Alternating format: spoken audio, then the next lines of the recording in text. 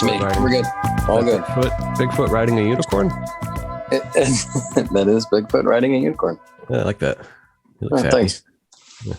Learn Chinese. Here we go. I'm reading my fortune cookie for this morning because who doesn't want to have a fortune cookie for breakfast?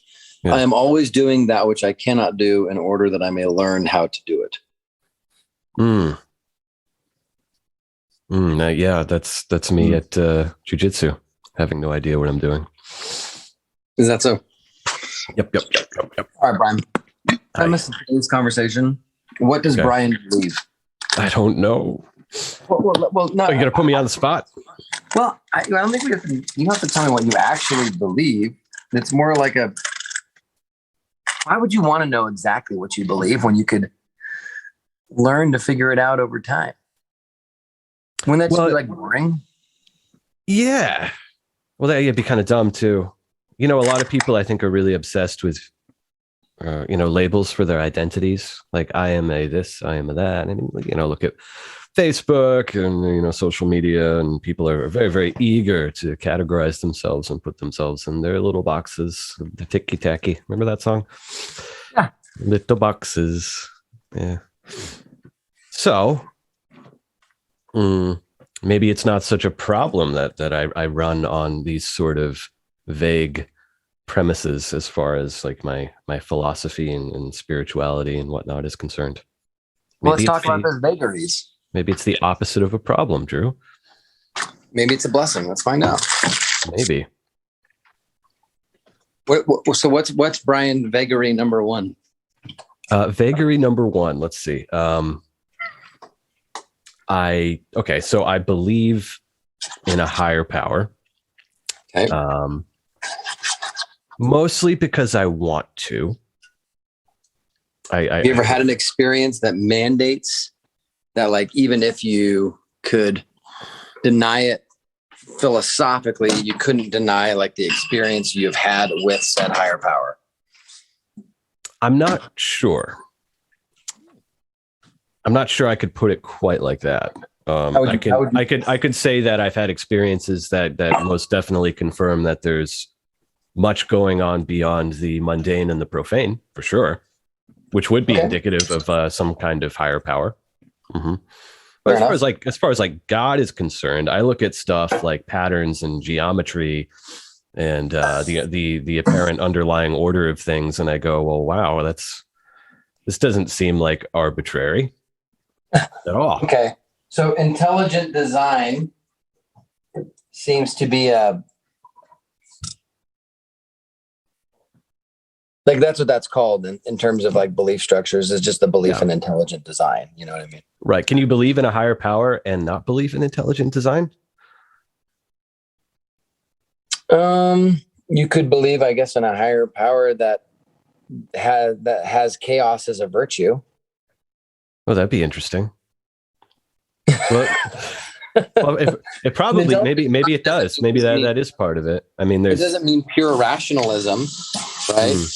Yeah. Like, let's pretend that you were going to, if everything you made was beautiful, and you did that for an eternity, when one day you decide, I'm going to make beautiful things, and I'm going to put a secret hidden flaw in each one of them.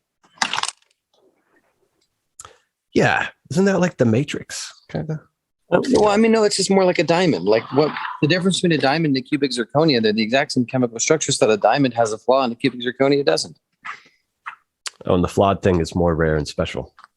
That's right, and unique. It's what makes it unique, because there's nothing that's ever had the same flaw twice. Okay. You are beautifully broken in your own way, and maybe the intelligent design is that the coinage, the token, the crypto hashtag is NFT. This is maybe that is your flaw. I am a non-fungible token. I'm going to say that instead of snowflake. Snowflake has run its course, right? I think so. All right. So vagary number one, I do believe in some sort of intelligent design, says Brian. Did I hear you correctly? I think so. Yeah, I'm not entirely certain. Like 99% with that 1% flaw of being like, yeah. All right. Vagary number two. Mm-hmm. Oh, vagary number two. Okay. I mean, that's the big one. My morality is purely based on the golden rule. And the reason for that is by my own design. I chose that. I mean, I didn't make it up. I'd heard of it, but I had to figure that out for myself. So I don't like dogma. I think it's kind of like actually immoral to be good, but you're only good because you are following doctrine dogmatically. You don't kill your neighbor because it's illegal. Not because. So does discipline have any value? What is the difference between following a discipline and following a dogma then? They seem quite similar to me. I guess it's your own. I guess you would create your own dogma, but it would have room for that entropy so it could evolve and change potentially, but you probably don't want it to. Like, for example, the golden rule, you could say that's a dogma for me, but it doesn't mean that I always am going to abide by that perfectly. I might forget, I might make a mistake, I might treat somebody how I wouldn't want to be treated, and I go, oops.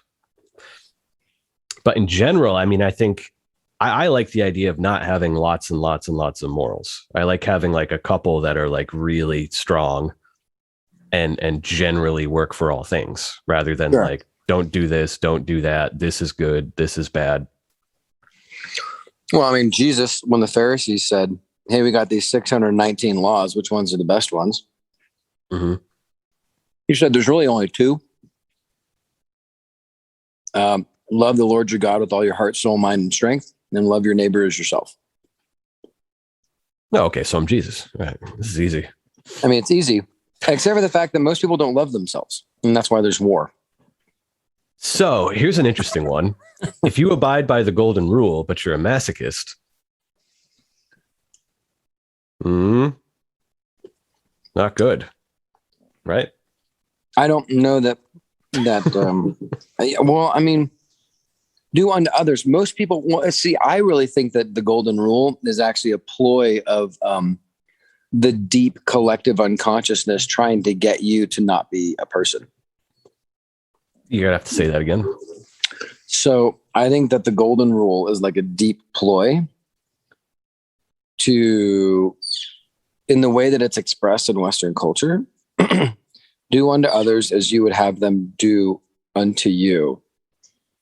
Well, the way that you would do unto you for most people in Western culture is not good. The way that you care for you is bad most of the time. Right. Yeah, that's what I was saying with my masochism thing. Yeah. But the thing is that most people think that they're fine. And that's not the case. Do they? Mm-hmm. Most people will say that they're fine. And it takes like a very long time for people to admit what they're bad about. So this goes back to like premise. I think this is premise number 2 on my list. I have these 4 guiding principles. Ooh, can't wait to hear them. Yeah, they're basic, but they're relatively private. But anyways, one of them is one should only seek for untruth rather than truth. In other words, the most important thing is not to say what you believe. The most important thing is to not say what you don't believe. What do I believe? And then what actions do I take on a daily basis that would be contrary to what I'm saying I believe? In other words, you're always hunting down your inner lies. Mm-hmm. You're never hunting down what you think is true. You always go around hunting down where you are legitimately living a lie, and you're hiding that lie from yourself. Very good. I like that one a lot. That is something that I find myself saying in regards to, if I'm discussing matters of global concern with people and such, I can say things with confidence like, look, I don't know the answers to everything. I can't tell you who the man behind the curtain is. I can surmise, and what is it worth? I don't know. I can't tell you what the plot is. I can't tell you the future. I can't tell you where things are going, but I am very fucking good at telling you what is not true. Mm-hmm. That I can see. I know bullshit when I fucking see it. Right. That doesn't mean I know the truth, though. The question is and that's something I catch in myself, and I think that other people that are similar, like truth seekers, if you will, need to. That's like a big self-deception thing that I think a mistake that a lot of people make is they don't recognize that specifically. I'm actually really good at sniffing out bullshit. That does not mean I am good at discovering what the truth is. Also, I'm not good at sniffing out my own bullshit inside of me. Mm-hmm. I don't. So this goes back to the one of the other tenets, which is just don't never talk about what society needs or society does. It's like, yeah, I love that. If you want to talk about the deforestation in Oregon, I will give you a shovel and I will give you a tree to plant. Mm-hmm. And then you may come back and tell me what you did for the atmosphere. And then if you'd like to talk about something, you may discuss it. But until you should tell me about your actions, I don't really care. Yeah, here's a shovel, here's some seeds, here's the senator that you're supposed to call. Okay, now what? Yeah, exactly. Well, that happened. A couple of guys in a group that I'm in, they were like, this school mask mandate, blah, blah, blah. And I literally sent them a survey where you can go to the county and you can fill out a form and take a survey on how you believe the health of the county is. And I said, you should all fill one of these out and you should give it to your wife to fill out. Sound idea. Did they? Because that actually matters. But there's another guy that just ranted forever on conspiracy theories. So I do that all the time. People want to pursue truth. They want to pursue truth. And I'm agreeing with Nietzsche. If you read the first 10 pages, maybe of Beyond Good and Evil, the entire premise of Beyond Good and Evil is stop looking for truth. Look for lies and hunt them down. Become a professional inner lie destroyer hunter guy. For yourself, not for other people, not for society. Look into yourself, find something you say you believe, but your actions don't line up, and then decide, do I believe this or not? And if I do believe it, then change the way you're living. And if you don't believe it, have the courage to say, I know other people say I should believe this. I don't believe it. I'm not going to have it as a virtue anymore or as a false virtue. So I think that people, a lot of times, are imprisoned by societal false virtues. Like, I'm going to be nice to women. And then 70% of all men in America are addicted to porn. So you're telling me that all that niceness that all these men have for all these women is real when they go and crap all over women and then act towards them in a degenerative way? They're not nice. It's just that they're forced to be nice to women's face, and they're forced to be nice in societal's face. And so all of that shadow is going underground into porn. And for the women too, I think, in a weird way. Yeah, women have their own shtick, whatever that is, which is where they're saying, "This is my great self-expression," right? Yeah, they're doing okay, well, I can't speak to that because I'm not a woman, and I won't speak to that because I'm not a woman. But I will speak to is that when a man tells me that he loves his wife and that he is respectful towards women, and then tells me I have a porn problem, I'm going to tell him that you have a really, really bad shadow problem. Yeah. And your shadow is expressing it's whatever it's expressing through porn. But what that means is that, look, niceness never got anybody in to survive through the woods. I have never been in a survival situation where niceness was the answer. Niceness is not a virtue. Niceness is not. What is niceness? Let's define it. It's impotence. Niceness is non-threateningness. So if you see someone and you go, "Oh yeah, so and so is nice," yeah, I would hate it.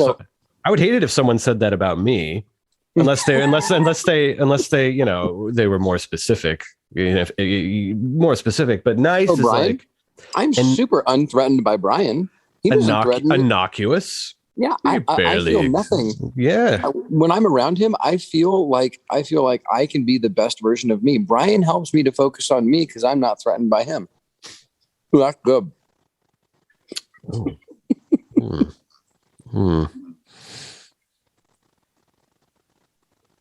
Anyways, kindness. I did him. You'll never hear anyone say, oh, so-and-so, they're kind. No, they'll say nice because they're saying innocuous, and they don't even know that's what they're saying. They don't know that they're saying innocuous. They think that they themselves are they're being nice by calling somebody else nice. Yeah. Or something. So I realized a while ago that kindness is one of these weird words that you can't say that you are. And for example, you can't say I am funny, I am kind, or I am authentic. These are the three ones I kind of came up with.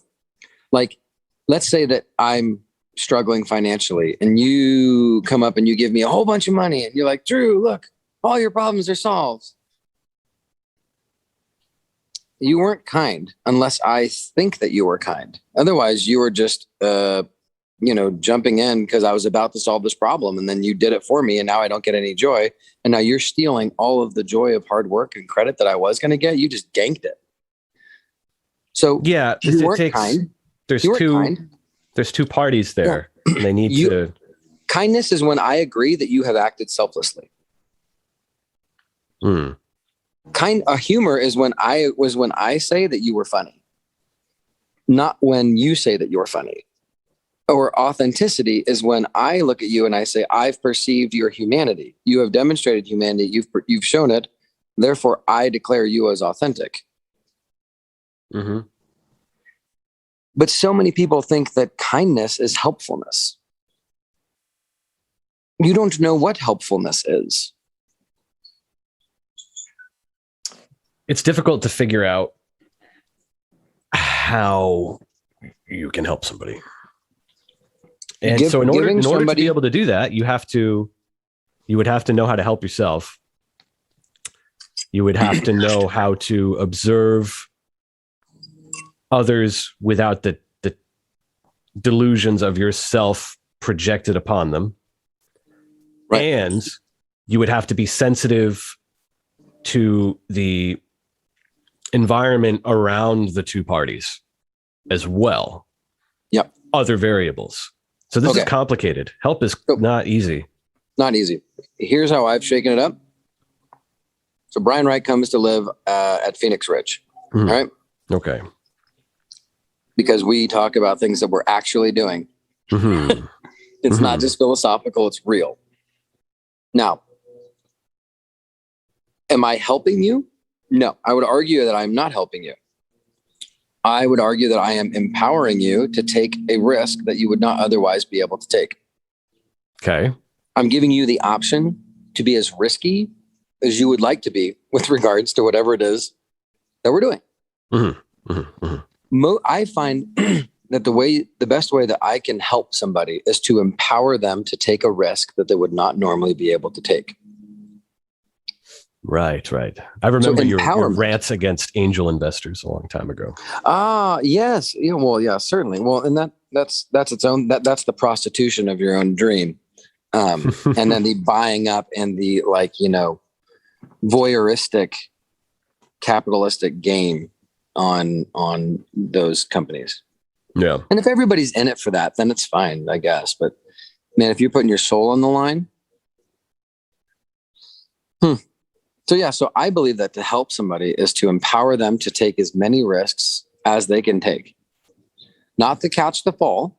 Like, look, man, like if you come out here for 2 years and the whole thing is a total, shit show, then that's your own risk. But the risk you're taking is that, well, maybe it's not.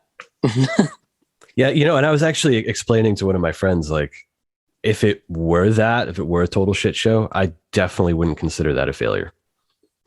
I mean, it would technically be, but like personally, I'd be like, well, that was how if something like this were to fail. I mean, the amount of like intel you could pull from that failure is like a fucking gold mine. I could finally give up. If this fails, look, there's a part of me that really wants it to fail. Because if it fails, it means that I never have to think about community or sharing or being whatever. All these ideals I've had of like giving and being nice. I can literally just be as capitalistic and I can build castles on top of castles because I know that community is bullshit. I would love,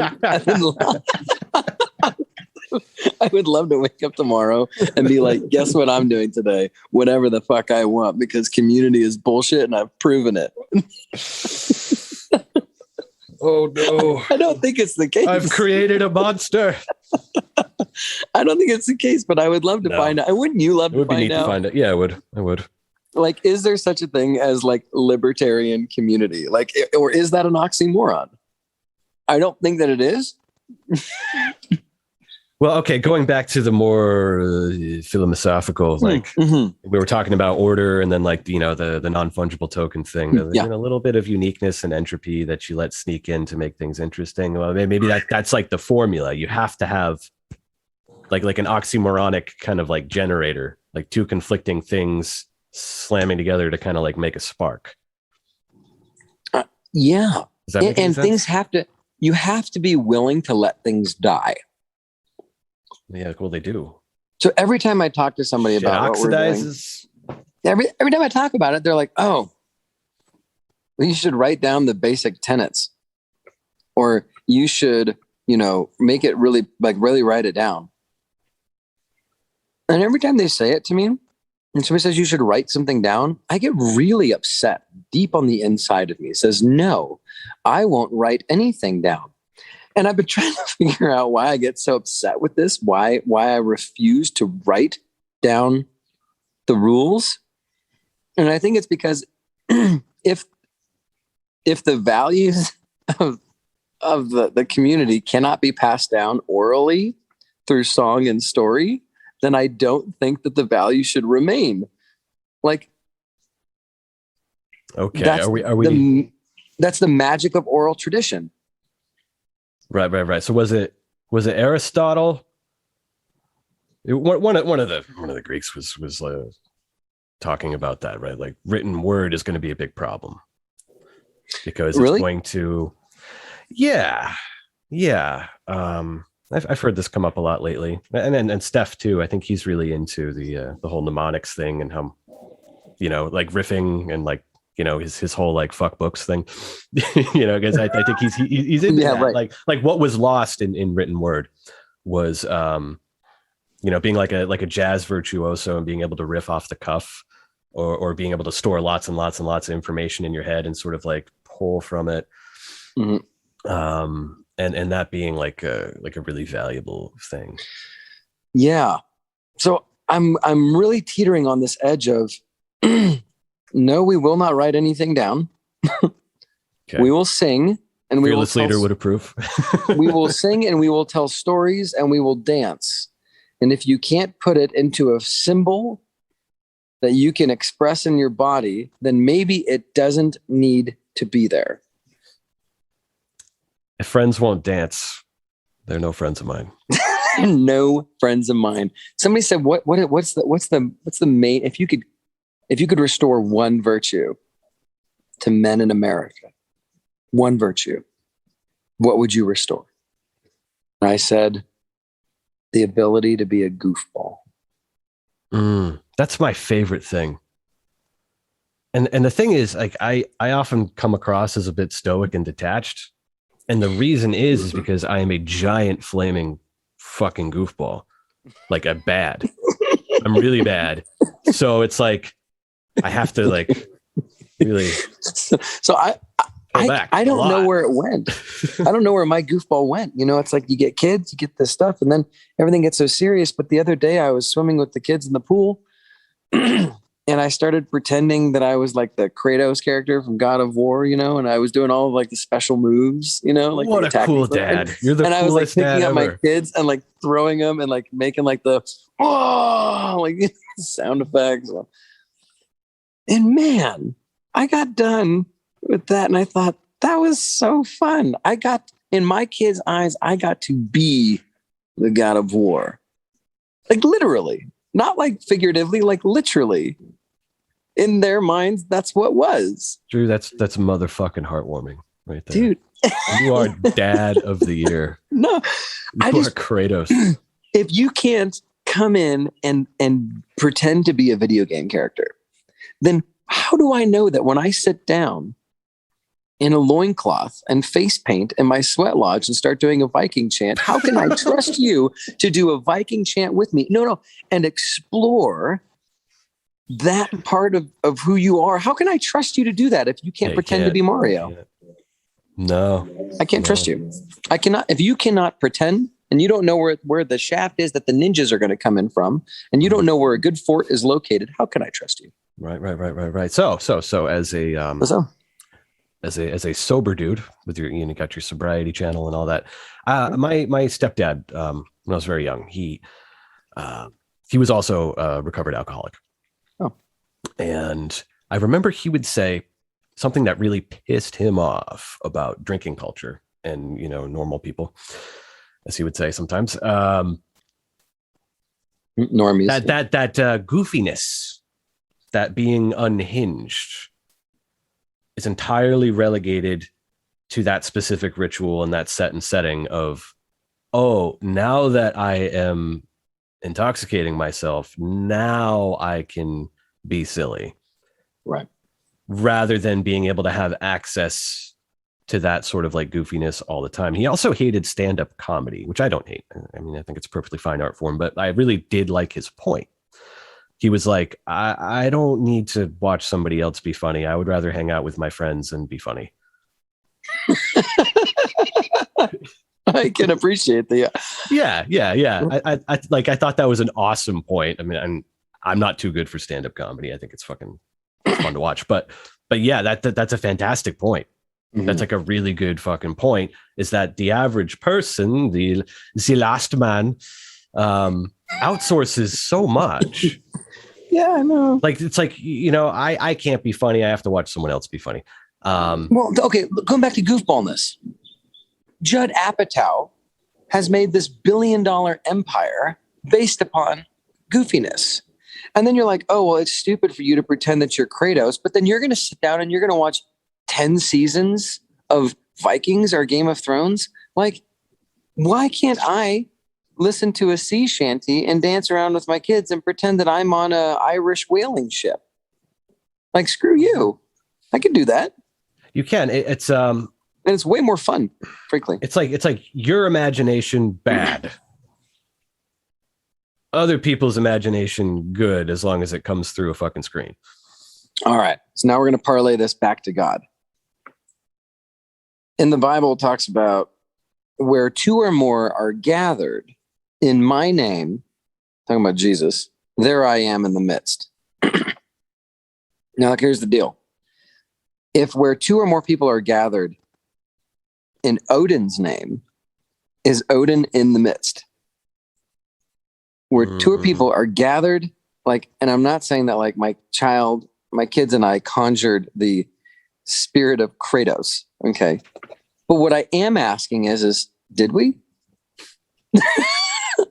Yeah. Isn't that what, that's definitely what the chaos magicians would say, that you absolutely did. Like you directly accessed that archetype and you like evoked it or whatever. And it's just as fine as like, Batman, Odin, Captain Crunch. It's all the same.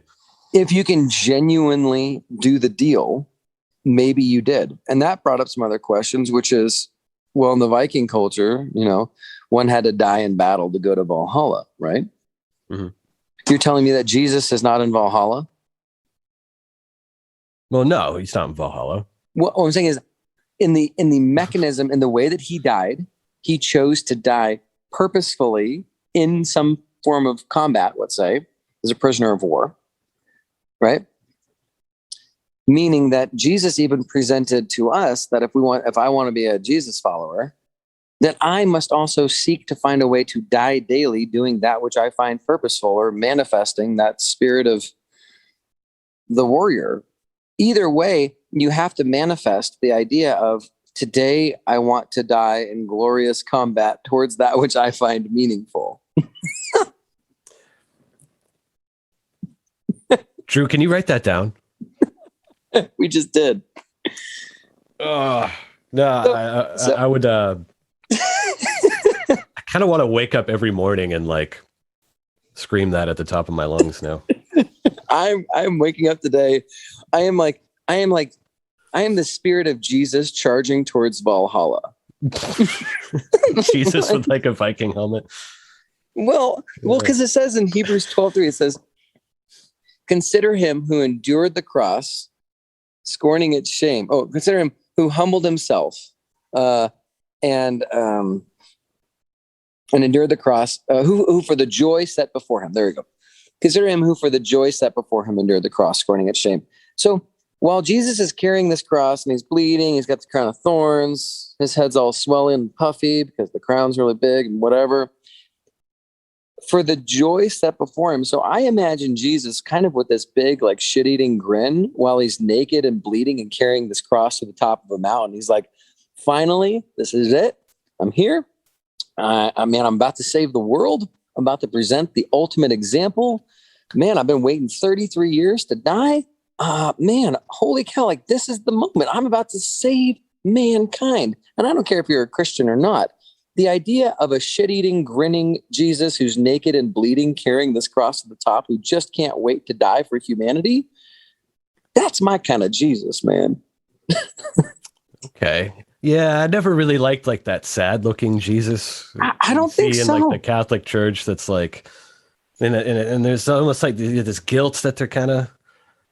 I'm not trying to trash anything here, but like I just personally never resonated with that. It made me like not want to know anything about Jesus, really. And then it also has occurred to me that they said don't worship false idols, or he said don't worship false idols, and didn't he get idolized in like a pagan kind of way? Is this really controversial? I don't know.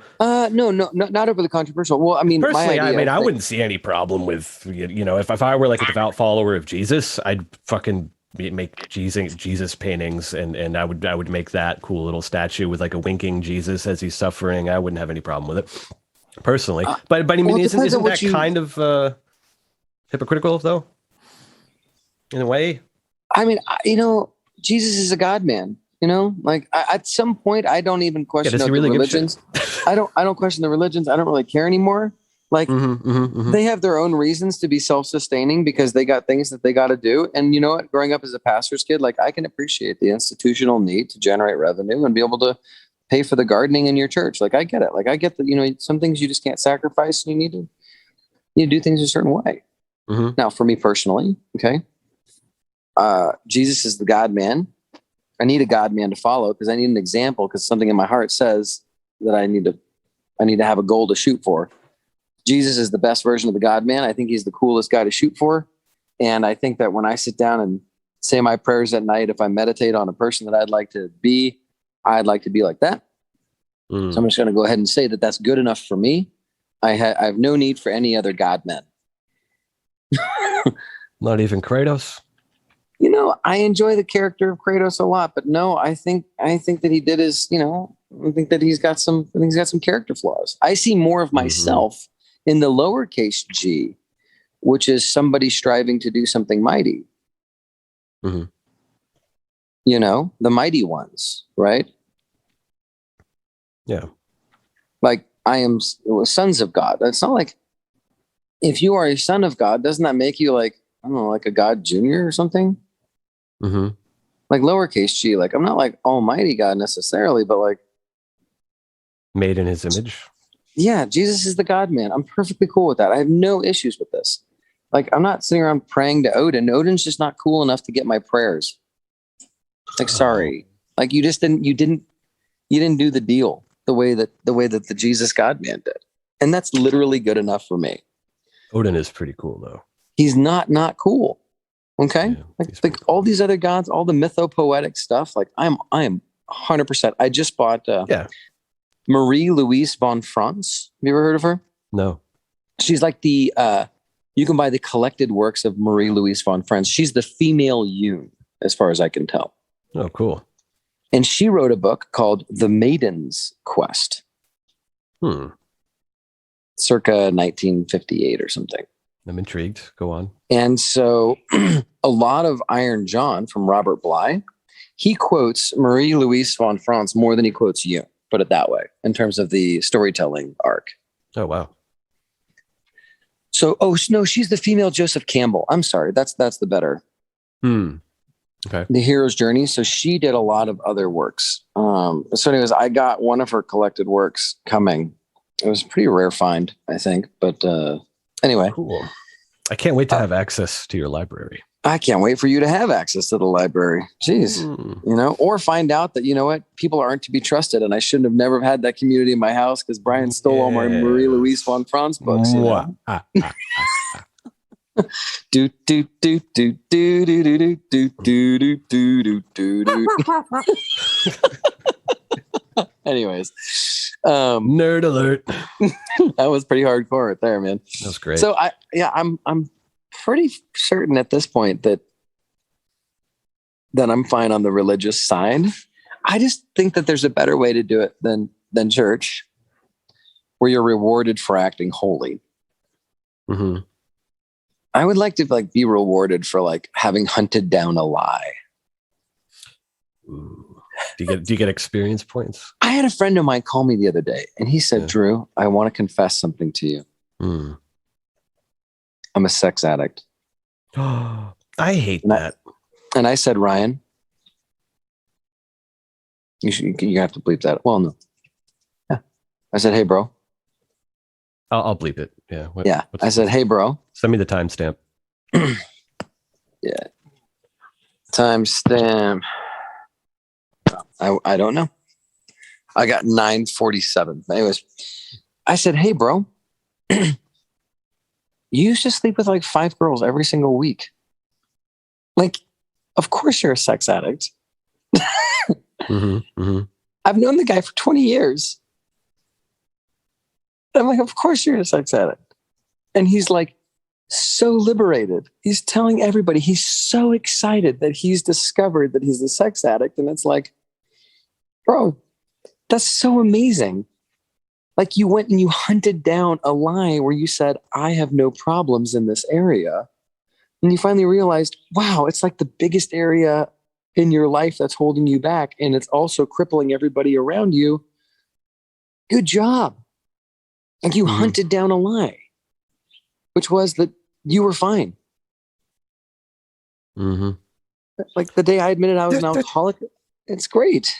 There's just something I find particularly annoying about sex addict. It's when I think addict, I think like alcoholic. I think some in an extreme case, some poor motherfucker that's can only afford malt liquor and they're sucking dick in alleyways and they're a junkie or all these things that are just so debilitating and unsexy.